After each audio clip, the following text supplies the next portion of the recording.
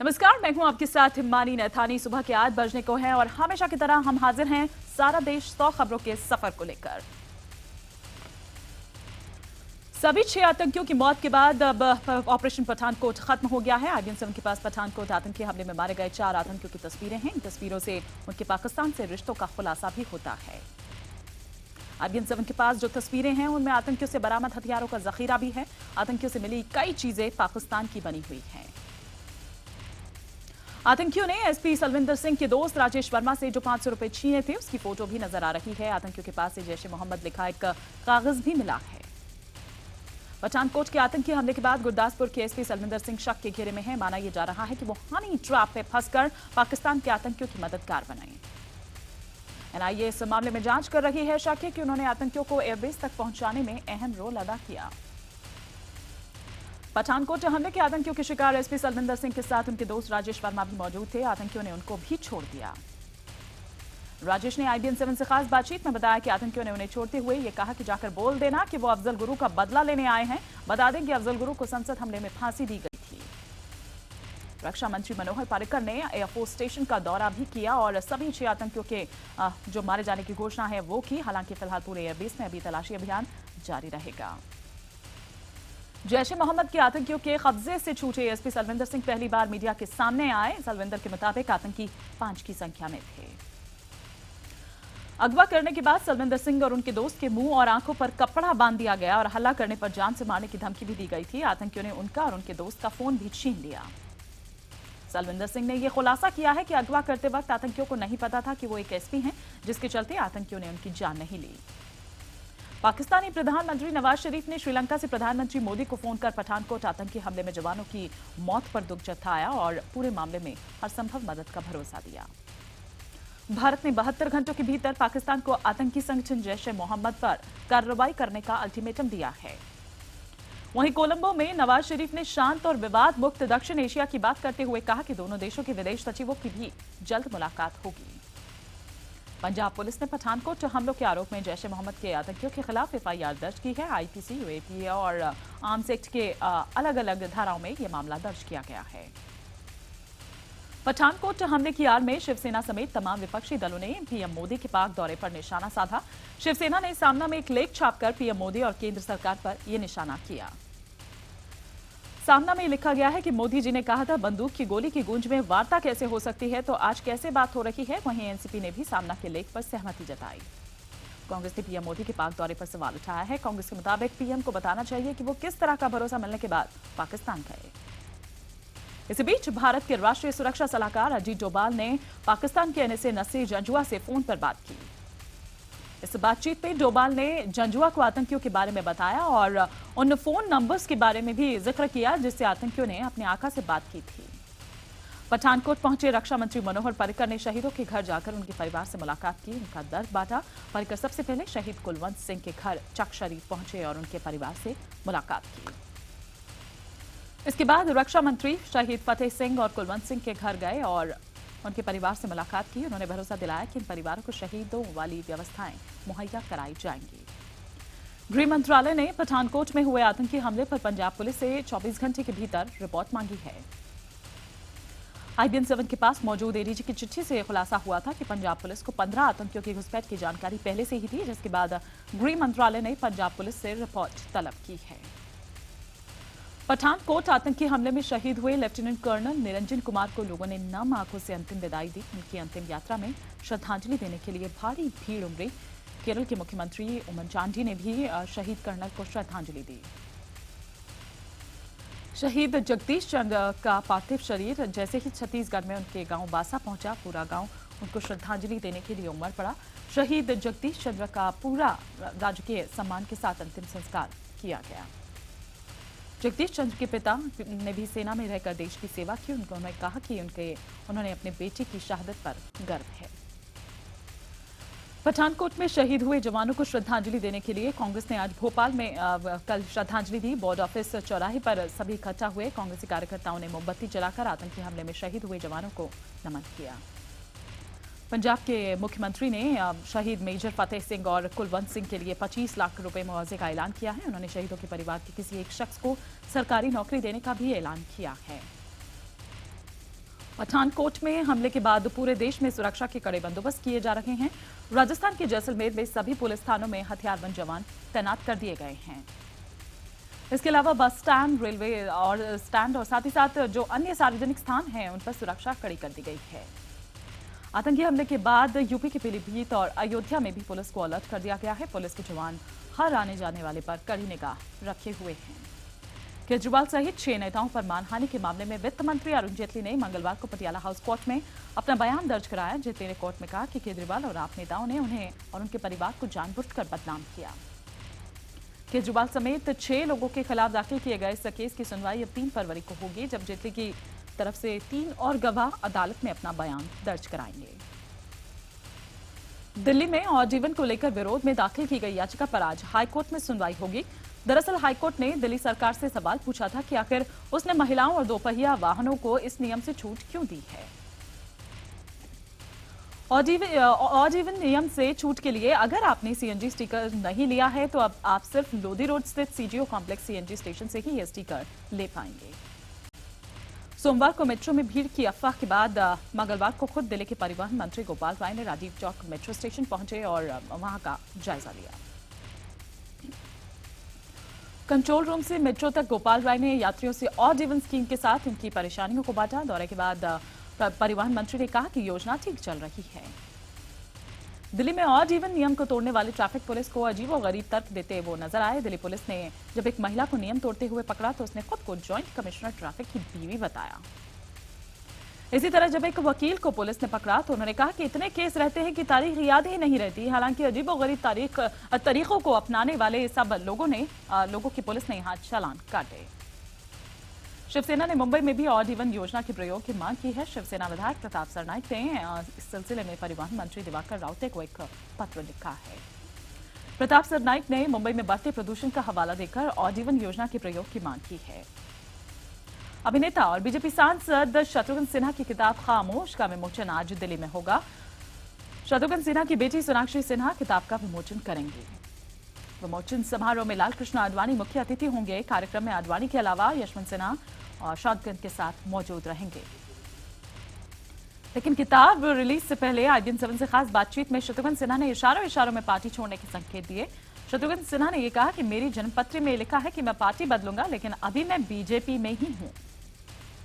बिहार विधानसभा चुनाव में मेरी हार पर सिन्हा ने कहा कि बिहार के नेताओं की अनदेखी की वजह से पार्टी को हार का मुंह देखना पड़ा। कलर्स पर आने वाले सीरियल बालिका वधू में अभिनय कर चुकी अभिनेत्री प्रत्युषा बनर्जी ने कांदीवली पुलिस स्टेशन में छेड़छाड़ का मामला दर्ज कराया है। प्रत्युषा के मुताबिक सोमवार को कुछ पुलिस वाले उनके घर में घुसकर उनसे छेड़छाड़ करने लगे और फिर उनको जोर से चिल्लाने के बाद वो लोग वहां से भाग गए। इस पूरे मसले पर पुलिस कुछ भी कहने से बच रही है। हैदराबाद में एक टिम्बर डिपो में अचानक भीषण आग लगने से अफरा तफरी मच गई। सूचना मिलते ही दमकल की गाड़ियां मौके पर पहुंची। कड़ी मशक्कत के बाद इस आग पर काबू पाया गया। देहरादून के विकास नगर में रुई के गोदाम में भीषण आग लगने से खलबली मच गई। ये आग इतनी जबरदस्त थी कि आसमान पूरा काले रंग के धुएं से ढक गया। सूचना मिलते ही दमकल की गाड़ियां मौके पर पहुंची और आग बुझाने में जुट गई। काफी मशक्कत के बाद इस आग पर काबू पाया गया।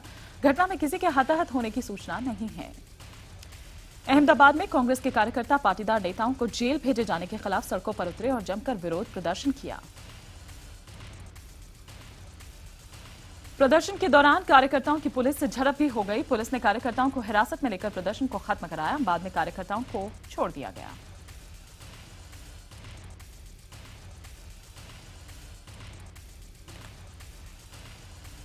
हिमाचल में ऊंचाई वाले कई क्षेत्रों में बर्फबारी हुई। लाहौल स्पीति में करीब 2 इंच तक ताजा बर्फबारी दर्ज की गई। केलांग में सबसे कम -4.1 डिग्री सेल्सियस तापमान रिकॉर्ड किया गया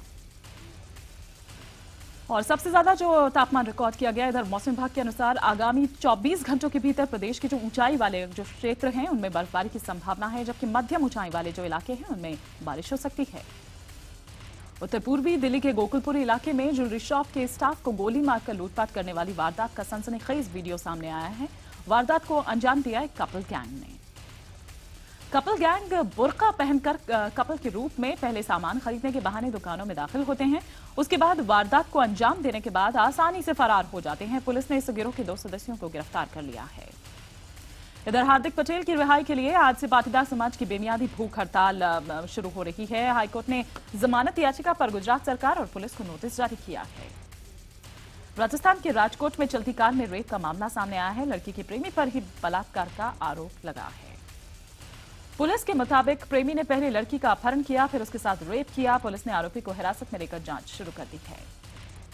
हरियाणा के अंबाला में एक बाप ने अपनी 16 साल की नाबालिग बेटी के साथ एक ही रात में 3 बार बलात्कार किया। विरोध करने पर बेटी को जान से मारने की धमकी भी दी। बाप के डर से पीड़ित बेटी ने 2 महीने तक तो किसी को कुछ नहीं बताया, लेकिन बाद में परेशानी होने पर मां को सब कुछ बता दिया। पुलिस ने आरोपी पिता को गिरफ्तार कर लिया है। लखनऊ के पौष इलाके गोमती नगर में बदमाशों ने डकैती की वारदात को अंजाम दिया। हथियारों से लैस 6 बदमाशों ने आईएएस अफसर के यहां लूटपाट की और फरार हो गए। स्पेशल सेक्रेटरी के पद पर तैनात आईएएस अफसर हृदय शंकर तिवारी के घर डकैती की खबर मिलते ही पुलिस विभाग में हड़कंप मच गया है।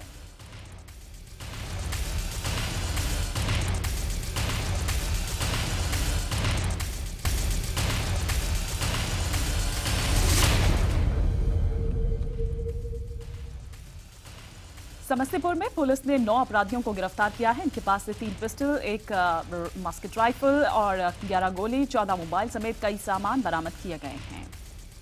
झारखंड के रामगढ़ में एक अनियंत्रित ट्रैक्टर की चपेट में आ जाने से 2 बाइक सवारों की मौत हो गई, वहीं 4 बाइक सवार गंभीर रूप से घायल हो गए। झारखंड के हजारीबाग में एटीएम से चोरी करने वाले 5 चोरों को पुलिस ने गिरफ्तार कर लिया है। पुलिस को इनके पास से करीब 35 लाख रुपए भी मिले हैं। 30 दिसंबर की रात को ये शातिर चोर एटीएम से 37,50,000 रुपए लेकर फरार हो गए थे। बिहार के सलमारी में एक खेत में युवती का शव मिलने से हड़कंप मच गया। युवती का शव पुलिस को अर्धनग्न अवस्था में मिला। शव के पास से शराब की बोतलें भी बरामद हुई थी। इसके साथ ही शव को जलाने का प्रयास भी किया गया। पुलिस ने शव को कब्जे में लेकर जांच शुरू कर दी है। बिहार के शिवहर और सीतामढ़ी शहर में बदमाश व्यवसायियों को रंगदारी के लिए लगातार धमका रहे हैं। इस मामले में पुलिस से शिकायत भी की गई। अब तक अपराधियों की गिरफ्तारी नहीं हो पाई है। बिहार के मोतिहारी में पुलिस ने 3 अंतर्राज्यीय वाहन चोरों को गिरफ्तार किया है। इसके साथ ही इनके पास से बोलेरो और सुमो समेत 6 गाड़ियां भी बरामद की गई हैं। चोर लग्जरी वाहनों को टेक ओवर करके गाड़ी छीन लेते थे और गाड़ी का रजिस्ट्रेशन नंबर सहित चेसिस नंबर बदलकर कम दामों में जो ग्रामीण क्षेत्र हैं उनमें से बेच देते थे। यूपी के महोबा में छात्राओं से छेड़छाड़ करना युवकों को महंगा पड़ गया। लड़कियों ने मनचलों को बेरहमी से पिटाई कर पुलिस को सौंप दिया। फिलहाल पुलिस ने दोनों लड़कियों की तहरीर पर आरोपी युवकों को हिरासत में लेकर मामले की जांच शुरू कर दी है। यूपी के रामपुर में एक ट्रक का टायर फटने से ट्रक दूसरे ट्रक से जा भिड़ा। इस दुर्घटना में एक शख्स की मौत हो गई जबकि 2 घायल हो गए। यूपी के सीतापुर में एक युवक की उसके साले ने ही हत्या कर दी। हत्या की वजह आपसी कलह बताई जा रही है। फिलहाल पुलिस ने मामले की जांच शुरू कर दी है। यूपी के चंदौली में एक अनियंत्रित पिकअप वैन के पलटने से 2 लोगों की मौके पर ही मौत हो गई जबकि 1 दर्जन से ज्यादा लोग घायल हो गए।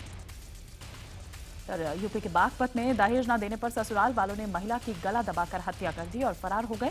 पुलिस ने शव को कब्जे में लेकर पोस्टमार्टम के लिए भेज दिया है। कानपुर में बेटे ने अपनी मां और एक रंजीत नाम के एक शख्स की बेरहमी से हत्या कर दी। हत्या की वजह दोनों के बीच अवैध संबंध बताए जा रहे हैं।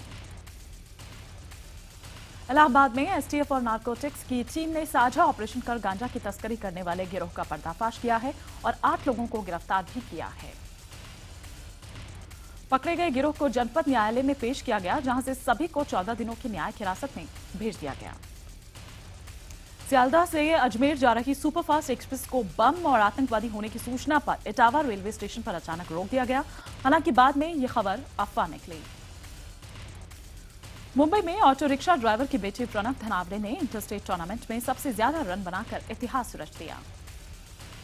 मुंबई क्रिकेट एसोसिएशन के इंटरस्टेट टूर्नामेंट में केसी गांधी स्कूल कल्याण की तरफ से ओपन करते हुए प्रणव ने 1009 रन बनाए। इधर महाराष्ट्र सरकार ने प्रणव की ट्रेनिंग और पढ़ाई का खर्चा उठाने का ऐलान किया है। प्रणव की उस उपलब्धि पर उनके माता पिता बहुत खुश नजर आए और अपने बेटे के उज्जवल भविष्य की कामना की। टीम इंडिया ने भी इस शानदार सफलता पर प्रणव धनावड़े को बधाई दी है। महेंद्र सिंह धोनी और अजिंक्य रहाणे ने प्रणव की तारीफ की। मास्टर ब्लास्टर सचिन तेंदुलकर और संजय मांजरेकर ने भी प्रणव को 1000 से ज्यादा रन बनाने पर शुभकामनाएं दी। वहीं हरभजन सिंह ने कहा कि एक और सचिन तैयार है। धोनी की अगुवाई में टीम इंडिया ऑस्ट्रेलिया के लिए रवाना हो चुकी है। ऑस्ट्रेलिया दौरे पर 5 वनडे मैचेस और 3 T20 मैचेस की सीरीज में टीम इंडिया खेलेगी। 27 जनवरी से बांग्लादेश में होने वाले अंडर 19 क्रिकेट वर्ल्ड कप से 3 बार के चैंपियन ऑस्ट्रेलिया ने सुरक्षा की वजहों से अपना नाम वापस ले लिया है। इससे पहले भी क्रिकेट ऑस्ट्रेलिया ने पिछले साल अक्टूबर में भी ऑस्ट्रेलियाई टीम का दौरा सुरक्षा कारणों के चलते ही रद्द किया था। गुलाबी गेंद का इस्तेमाल अब जल्द ही भारत में घरेलू क्रिकेट में होने जा रहा है। बीसीसीआई ने दलित ट्रॉफी में दिन रात मैच का आयोजन करने जा रही है, जिसके लिए गुलाबी गेंद का इस्तेमाल किया जाएगा। न्यूजीलैंड ने श्रीलंका को आखिरी वनडे में 36 रनों से मात दे दी। इस जीत के साथ ही न्यूजीलैंड ने 5 मैचेस की सीरीज पर 3-1 से कब्जा भी कर लिया। न्यूजीलैंड ने पहले बल्लेबाजी करते हुए 294 रन बनाए, वहीं जवाब में श्रीलंका 258 रनों पर ही ढेर हो गई। रितेश देशमुख फिल्म मस्तीजादे के मेकर्स से नाराज हैं क्योंकि फिल्म के प्रचार में रितेश देशमुख का नाम का इस्तेमाल किया जा रहा है। रितेश देशमुख ने अपनी नाराजगी ट्वीट के जरिए जाहिर की। रितेश देशमुख ने यह लिखा है कि फिल्म में उनके महज 2 सीन हैं और वो एक गाने में हैं, इसलिए फिल्म के मेकर्स फिल्म के प्रचार में उनका नाम इस्तेमाल ना करें। जय गंगा जल के सर्टिफिकेशन को लेकर प्रकाश झा सेंस अवार्ड से बेहद नाराज हैं। सर्विसिंग कमेटी ने फिल्म में करीब 11 कट बताने के बाद फिल्म को यूए सर्टिफिकेट देने को अब राजी हुए हैं। कमेटी के इस फैसले को मानने से इनकार करते हुए प्रकाश झा ने अब ट्रिब्यूनल अपलेट को अप्रोच करने का फैसला किया है। अभिनेता सुशांत सिंह राजपूत ने नववर्ष पर धूम्रपान छोड़ दिया है। उनका कहना है कि वो कभी उनकी जिगरी दोस्त कहलाने वाली सिगरेट को अब और गले नहीं लगा सकते।